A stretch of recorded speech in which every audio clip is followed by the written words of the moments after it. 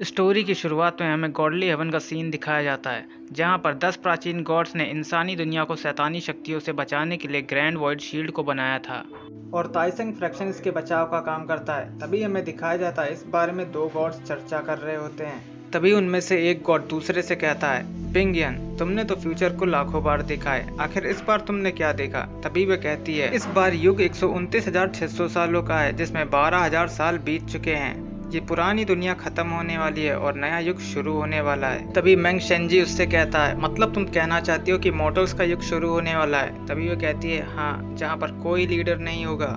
इसके दौरान हेवन की ओर ब्लैक स्मोक आगे बढ़ रहा होता है, जिसके अंदर एक डीमन मंकी मॉन्स्टर होता है। तभी वह हेवन पर अटैक कर देता है, जिसको रोकने के लिए बिंगियन उस पर एक स्लैश मारती है और अपनी दैवी शक्तियों का इस्तेमाल करके उसे कैद कर देती है। लेकिन वो मॉन्स्टर काफी शक्तिशाली होता है, इसलिए कैद को तोड़कर बाहर आ जाता है।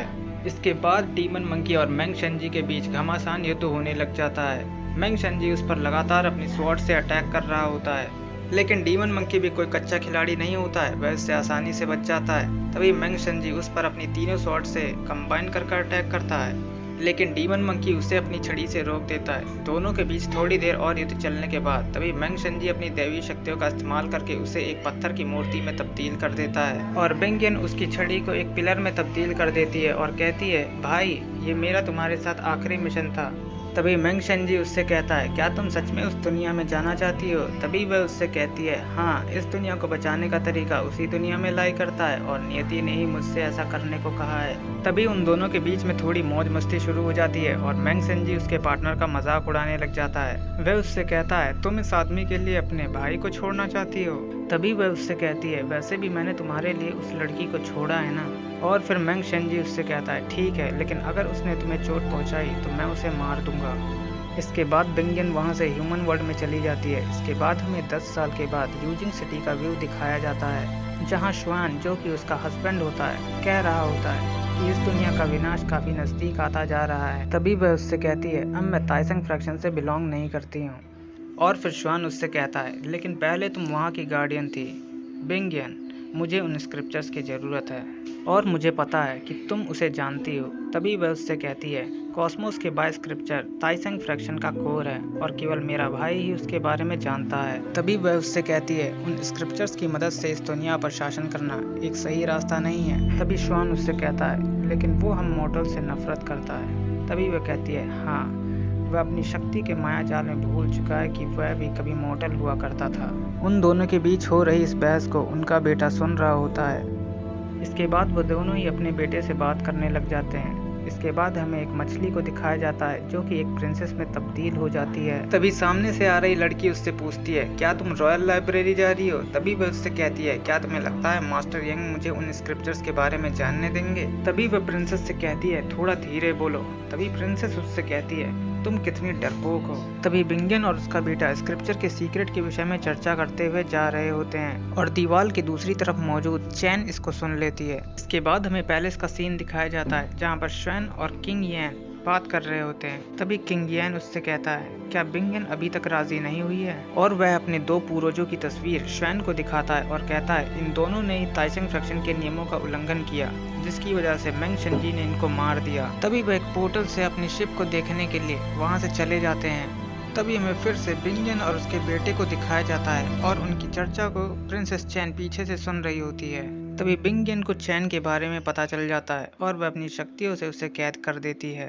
तभी वह अपनी बिजली की शक्ति से उसे तोड़ने की कोशिश करती है।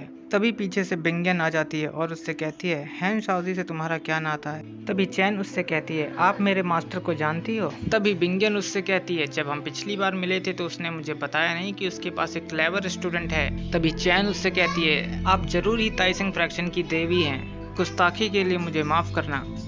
इसके बाद हमें एक रेगिस्तान का सीन दिखाया जाता है, जहाँ पर लोग एक शिप को बनाने के लिए काम कर रहे होते हैं। तभी किंग श्वान से कहता है, पिछले 20 सालों से हमें उन स्पेल्स को इस्तेमाल करने से रोका जा रहा है, ऐसा सिर्फ नियति के चलन को चलाने के लिए किया जा रहा है। और इस दुनिया का विनाश भी काफी नजदीक आता जा रहा है और केवल इसी की मदद से हम किसी और वर्ल्ड में जा सकते हैं। तभी वह कहता है ये शिप तो लगभग बन चुकी है लेकिन वहां जाने का रास्ता अभी भी हमारे पास नहीं है। क्या तुम्हें लगता है मिंग शेनजी हमेशा उन स्क्रिप्चर्स को अपने ही पास रखता होगा? और वह ये भी कहता है बिंगयन तुम्हारी वाइफ है, कुछ भी करके उसे इस मैटर में पढ़ने से रोको। तभी हमें दिखाया जाता है बिंगयन उसे आजाद कर देती है। तभी चैन उससे कहती है सीनियर, स्क्रिप्चर के जिन पैसेज के बारे में अभी आप बात कर रही थी, क्या आप मुझे उसका नाम बता सकती हैं? तभी बिंगयन उससे कहती है मैं तुमसे इतनी भी बड़ी नहीं हूँ, तुम मुझे सिस्टर कह सकती हो, और उन स्क्रिप्चर्स के बारे में मैं भी नहीं जानती। तभी चैन उससे कहती है क्या आप मुझे फ्यूचर के बारे में कुछ बता सकती हैं? तभी बिंगयन अपनी शक्तियों का इस्तेमाल करके उसे कुछ दिखाती है। इसके बाद चैन और उसके बेटे में थोड़ी बहुत बातचीत होती है और चैन उसके बेटे से कहती है मैं सी सार का इनकारनेशन, और तोहफे के तौर पे उसे एक लॉकेट दे जाती है। इसके बाद हमें पैलेस का सीन दिखाया जाता है जहाँ पर श्वान और किंग वहाँ मौजूद डीमन मॉन्स्टर से बात कर रहे होते हैं। तभी किंग उनसे कहता है क्या तुम भी गॉड्स का शिकार करने में इंटरेस्टेड हो? तभी डीमन उससे कहते हैं लेकिन इसमें हमारा क्या फायदा होगा? तभी किंग उनसे कहता है कि दाकिन सिटी के लोगों को भी स्क्रिप्चर से ही मतलब है, तो तुम उसको आपस में बांट सकते हो, और अगर इस लड़ाई के दौरान तुम में से कोई भी मारा गया तो ये तुम्हारी जिम्मेदारी है। तभी हमें एक जगह का सीन दिखाया जाता है जहाँ पर एक आदमी कहता है जूनियर जाओ तुम यहाँ किस काम से आई हो? तभी वह उससे कहती है क्या मैं यहाँ तुमसे सिर्फ मिलने नहीं आ सकती हूँ? तभी वह उससे कहता है दाविस्ट फ्रैक्शन खत्म हो चुके हैं लेकिन हम दोनों के फ्रैक्शन अभी तक एग्जिस्ट कर रहे हैं, हमें एक दूसरे के साथ मिलकर काम करना चाहिए।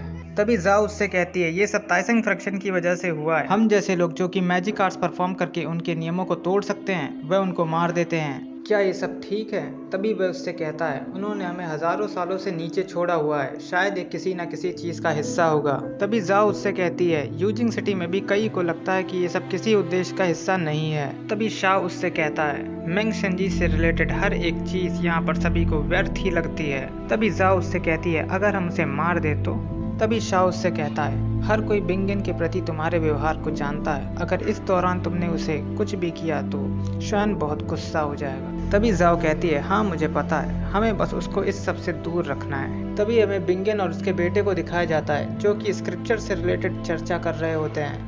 तभी अपनी सखी सहेलियों के साथ वहाँ पर जाओ आ जाती है। तभी बिंगयन जाओ से कहती है आज के फेस्टिवल में श्वान ने कई गेस्टों को बुलाया होगा, उनको मेरी तरफ से हाय कहना। तभी जाओ कहती है एम्परर की तरफ से शाओबाओ के लिए कोई गिफ्ट लाया है और श्वान ने मुझे शाओबाओ को एक्सप्रेस गेटवे तक लाने को कहा है, और बिंगयन उसको लेकर चलने के लिए तैयार हो जाती है। तभी जाओ बिंगयन से कहती है इस दौरान फैंक्शन फ्रैक्शन के इमॉर्टल शाओ भी आ रहे हैं, उन्हें तुम्हें देखकर अच्छा लगेगा, इसलिए पहले तुम्हें उनसे मिलने गार्डन में जाना चाहिए। इसके बाद वह शाओबाओ को अपने साथ आने के लिए पूछती है लेकिन शाओबाओ उसके साथ जाने को इनकार कर देता है और फिर जाओ वहां से चली जाती है। इसके बाद हमें पैलेस का सीन दिखाया जाता है जहां पर किंग अपने स्पेल का इस्तेमाल करता है और गॉड से लड़ने के लिए जंग का ऐलान कर देता है। तभी वहाँ मिंग शेनजी आ जाता है और कहता है मुझे लगा था अपने पिता की मृत्यु के बाद तुम संभल जाओगे, लेकिन तुम सब अपनी आदत से बाज नहीं आते। इसके बाद हमें दिखाया जाता है मिंग शेनजी अपनी दैवीय शक्ति का इस्तेमाल करके एक बड़ी सी तलवार से किंग यान पर हमला करता है, लेकिन डीमन मॉन्स्टर की वजह से किंग यान बच जाता है, वह तलवार उसे छू भी नहीं पाती। तभी हमें एक जगह का सीन दिखाया जाता है जहाँ पर श्वान जी और शाओ अनरन डिनर कर रहे होते हैं। तभी वहाँ पर बिंगयन आ जाती है और श्वान जी उससे कहता है तुम जानती हो प्राइमोर्डियल स्टार में जाने का केवल एक ही तरीका है, तो तुम मेरे साथ वहाँ पर क्यों नहीं चलती? तभी बिंगयन उससे कहती है सिर्फ एक रास्ता नहीं है। तभी श्वान जी उससे कहता है मतलब तुम कहना चाहती हो कि हम सभी गलत हैं? और फिर बिंगयन कहती है कभी कभी मिस्टेक्स भी नियति को सही दिशा में ले जाने का कारण बनती है, और यह कहकर शाओबाओ को ढूंढने लग जाती है जो कि वहाँ पर नहीं होता है। तभी वहाँ अचानक बादलों में रोशनी चमक रही होती है जिसमें मिंग शेनजी और किंग यान लड़ रहे होते हैं। तभी हमें बादलों के अंदर का सीन दिखाया जाता है जहाँ पर किंग यान मिंग शेनजी का पीछा कर रहा होता है और वह उससे बचते हुए स्वर्ग में जाकर गिरता है। तभी श्वान जी बिंगयन को रोकने लग जाता है और कहता है तुमने खुद कहा था तुम इस मैटर में नहीं पढ़ोगी, अब तुम ताइसेंग फ्रैक्शन की साइंटिस्ट नहीं हो, मैं तुम्हें इसमें पढ़ने नहीं दे सकता। तभी बिंगयन उससे कहती है कि मैं अपने बेटे को फ्यूचर में क्या बताऊंगी कि कैसे उसके पिता ने मुझे एक साजिश के चलते रोक लिया और मैं उस वक्त तुम्हारे अंकल को मरते देख रही थी। और फिर बिंगयन इसके बाद अपने गॉडेस रूप में वापस आ जाती है। तभी मिंग शेनजी अपनी दैवीय शक्तियों का इस्तेमाल करके फिर से उन पर हमला करता है, लेकिन वे पांचों मिलकर एक शील्ड बनाकर उससे बचने की कोशिश कर रहे होते हैं। दोनों की शक्तियों के टकराव के कारण एक बहुत बड़ा धमाका होता है। तभी हमें जाओ और शाओ अनरन को दिखाया जाता है, जिन्होंने शाओबाओ को बंदी बना लिया होता है। तभी शाओ अपनी शक्तियों का इस्तेमाल करके वहाँ पर एक शील्ड सी बनाता है। तभी बिंगन कहती है, श्वानजी वह तुम्हारा बेटा है, आखिर तुम उसके साथ ऐसा कैसे कर सकते हो। तभी श्वानजी बिंगन से कहता है, मैं शाओबाओ को चोट पहुंचाने नहीं देना चाहता, लेकिन जब तक तुम इस मैटर में पड़ोगी तब तक हमें ऐसा ही करना पड़ेगा, इसलिए प्लीज ऐसा मत करो। तभी बिंगन उससे कहती है, तुम्हें क्या लगता है ये सब मिलकर मुझे रोक सकते हैं। तभी जाओ कहती है, श्वानजी हमारी लड़ाई ताइसेंग फ्रैक्शन से है, इस बेवकूफ से नहीं, इस पर समय खराब मत करो। तभी बिंगन एक बिजली के वार से उसे चेतावनी देते हुए कहती है, तुम हम दोनों के बीच में ना ही पड़ो तो ज्यादा अच्छा होगा। तभी जाओ गुस्से में आकर उस पर एक अटैक करती है, लेकिन बिंगन उसे एक ही वार पे जमीन पे गिरा देती है और फिर से उस पर बिजली का वार करती है, लेकिन श्वानजी उसे बचा लेता है। ये सब देखकर बिंगन को और गुस्सा आ जाता है और वह श्वानजी पर भी बिजली का वार करती है, लेकिन श्वानजी उसे ब्लॉक कर लेता है और तभी श्वानजी शाओबाओ पर भी अपनी शक्तियों का इस्तेमाल करता है। तभी श्वानजी और बिंगन के बीच हो रही लड़ाई पर प्रिंसेस चैन की नजर पड़ती है। वह सोच रही होती है आखिर यूजिंग सिटी में कौन लड़ रहा है। तभी बिंगन अपनी दैवी शक्तियों का इस्तेमाल करके श्वानजी पर अटैक करती है, लेकिन श्वानजी अपनी आवाज की शक्ति से उसे रोक देता है, लेकिन श्वानजी उसे ज्यादा देर तक रोक नहीं पाता है। तभी बिंगन उसे कैद कर देती है और शाओबाओ को आजाद करने को कहती है, लेकिन श्वानजी ऐसा करने से मना कर देता है। तभी बिंगन उस कैद को छोटा करने लग जाती है, जिससे बचने के लिए श्वानजी अपनी डिस्क का इस्तेमाल करता है। तभी जाओ शाओ अनरन से कहती है, तुम्हारे कैनन कहाँ हैं, हमें उसे इस्तेमाल करना होगा, आज मैं इसे मार दूंगी। और फिर उनका इस्तेमाल करके बिंगन पर अटैक करती है, लेकिन बिंगन अपनी शक्तियों का इस्तेमाल करके उसे रोक देती है। तभी जाओ उन कैनन बॉल्स को शाओबाओ की तरफ करके अटैक करती है, जिसको बचाने के लिए बिंगन बीच में आ जाती है और उसके पूरे डैमेज को खुद पर ले लेती है, जिसके कारण उस पर काफी गहरी चोट आती है और वह बेहोश हो जाती है। तभी वहाँ प्रिंसेस चैन आ जाती है और बिंगन की ये हालत देखकर श्वानजी पर अटैक कर देती है, लेकिन श्वानजी उसे ब्लॉक कर लेता है। तभी हमें थोड़ी देर के बाद दिखाया जाता है बिंगन होश में आ जाती है और प्रिंसेस चैन से कहती है, मैं तुम्हें इसमें पढ़ने नहीं दे सकती, और फिर उसे बेहोश कर देती है। तभी श्वानजी शाओबाओ की तरफ आगे बढ़ता है, लेकिन शाओबाओ उसके पास जाने को इनकार कर देता है और फिर श्वानजी से कहती है, आखिर तुम जो चाहते थे वो हो ही गया, अब तुम खुश हो गए। हम पिछले 10 साल से एक साथ हैं, फिर भी तुमने ऐसा किया। तभी बिंगन को अपनी शक्तियों की मदद से फ्यूचर से रिलेटेड कुछ व्यू नजर आते हैं। तभी बिंगन शाओबाओ के लॉकेट पर अपने जादू का इस्तेमाल करती है और कहती है, अभी थर्ड पॉसिबिलिटी है, और शाओबाओ से कहती है, शाओबाओ आज से तुम्हारा नाम होंग यी है। तभी बिंगन श्वानजी से कहती है, मैं शाओबाओ की यादों को मिटा दूंगी, प्लीज इसे जाने दो। तभी श्वानजी कहता है, ये हमारा बेटा है, आखिर मैं इसे चोट कैसे पहुंचा सकता हूँ। और तभी वह कहती है, तुम यिनशा चैन के साथ भी कुछ नहीं करोगे। तभी श्वानजी फिर से कहता है, वह एक प्रिंसेस है, जब तक वह हमारे लिए कोई परेशानी नहीं खड़ी करेगी तब तक मुझे उससे कोई दिक्कत नहीं है। और तभी वह कहती है, उम्मीद करती हूँ तुम्हारी इस चॉइस की वजह से इस दुनिया का विनाश और तेजी से नजदीक ना आ जाए। तभी बिंगन के मुंह से खून आने लग जाता है और वह शाओबाओ के ऊपर अपनी शक्तियों का इस्तेमाल करती है और कहती है, अब मैं तुम्हारे साथ और नहीं रह सकती, अब फ्यूचर तुम पर निर्भर करता है, और उसे अपने दैवीय पिलर में कैद कर देती है।